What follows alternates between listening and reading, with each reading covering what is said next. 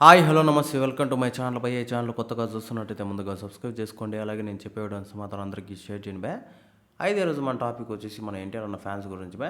నిజానికి ఇలాంటి ఫ్యాన్స్ ఒక్క ఎన్టీఆర్ అన్నకు ఉంటాడని చెప్పేసి ఎన్ని సార్లు చెప్పినా కూడా అసలు తప్పు లేదని మాత్రం అనిపిస్తుంది బే.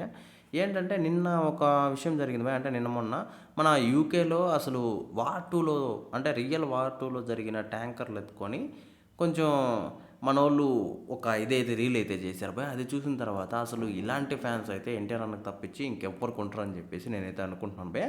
ఏంటంటే మొన్న మొన్న కూడా జట్లతో అసలు ఆకాశంలో ఎన్టీఆర్ వార్ 2 అని చెప్పేసి ఒక ప్రమోషన్ అయితే చేశారు. అసలు సినిమా వాళ్ళు నాకు తెలిసినంత వరకు ప్రమోషన్ చేయాల్సిన అవసరమే లేదు భయ్ ఎన్టీఆర్ అన్న సినిమాలకి. మేమున్నాం, మేము చూసుకుంటాం ఫ్యాన్స్. ఇదే డైలాగ్ నాకు తెలిసినంత వరకు మీరు ప్రమోషన్ ఏం చేయొద్దండ.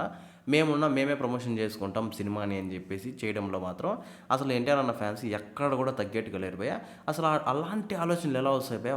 వార్ 2 యుద్ధంలో చూపించిన ట్యాంకర్లని అసలు ఎలా, అది నాకు అర్థం కావట్లేదు భయ్య. అలాంటి ఐడియాస్ ఒక్క ఎన్టీఆర్ అన్న ఫ్యాన్స్కి మాత్రమే వస్తాయని చెప్పేసి నేనైతే అనుకుంటున్నాను భయ్య. నిజం చెప్పాలంటే ఇలాంటి సిచ్యువేషన్స్, ఇలాంటి అసలు క్రిమినల్ ఐడియాస్ అన్నట్టు ఉంటాయి వాళ్ళవైతే.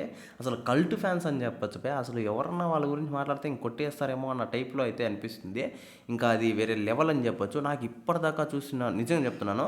అసలు 'దేవర' సినిమాకప్పుడు కావచ్చు, ఇప్పుడు ప్రమోషన్‌లు కావచ్చు, ఇదంతా ఒక ఎత్తయితే, ఇంకా మన 'డ్రాగన్' సినిమాకి అసలు ఎలాంటి ప్రమోషన్‌లు చేస్తార్రా బాబు! అని చెప్పేసి నేనైతే అనుకుంటున్నాను భయ్యా.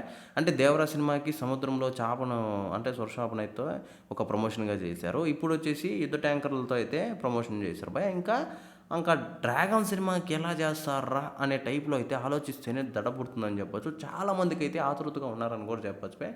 ఎందుకంటే ఇప్పుడంటే అంటే కొంచెం మల్టీ స్టారర్ అని చెప్పొచ్చు. బాలీవుడ్ ఎంట్రీ అని కూడా చెప్పొచ్చు. కానీ అప్పుడు అలా కాదు కదా! అసలు మన 'ప్రశాంత్ నీల్' గురించి తెలిసిందే కదా భయ్యా. ఆయన ఏ రేంజ్‌లో ఆలోచిస్తాడు, ఆయన ఏ రేంజ్‌లో పెడతాడు ఒక హీరోని అని చెప్పేసి.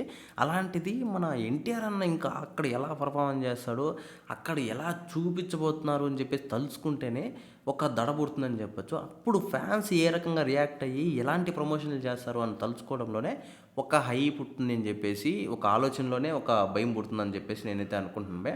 అయితే ఈ విషయం గురించి మీరేమనుకుంటున్నారో కింద కామెంట్‌లో తెలియజేయండి బే. మర్చిపోకుండా తప్పకుండా దయచేసి.